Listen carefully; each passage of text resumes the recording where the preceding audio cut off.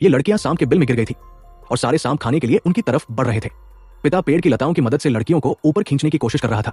तभी अचानक पिता कांपने लगते हैं, क्योंकि सांपों की मां वहां पर आ चुकी थी, जो बहुत ज्यादा गुस्से में थी। वो मुंह खोलकर पिता को निगल नहीं जा रही थी कि तभी उसका साथी भाग कर आता है और उछलकर कुल्हाड़ी से सांप की आंख पर हमला कर देता है।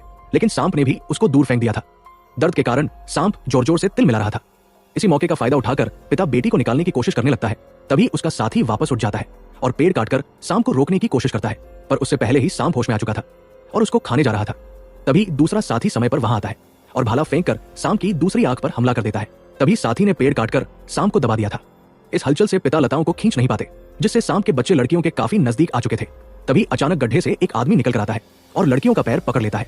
उन्हें लगा कि ये आदमी ऊपर चढ़ना चाहता है और वो दोनों लड़कियों को ऊपर की तरफ धकेलकर खुद सांपों का भोजन बन जाता है। पिता और उसके साथी दोनों मिलकर जड़ों को खींचते हैं और बच्चों को बाहर निकाल लेते हैं। पिता बच्चों को देखे कि कहीं सांपों ने उन्हें काट तो नहीं लिया। दोनों को कोई भी चोट नहीं आई थी। और तभी अचानक सांपों की मां फिर से उठ जाती है। ये देख सारे लोग जंगल से भागकर एक खुले मैदान में आ जाते हैं। तभी दो लोग सांप का ध्यान भटकाने के लिए वहीं पर ही रुकने का फैसला करते हैं। सांप जंगल से निकलकर बाहर आता है, जिससे आदमी भी उसकी तरफ दौड़कर कुल्हाड़ी से उस पर हमला करने में सफल हो जाता है।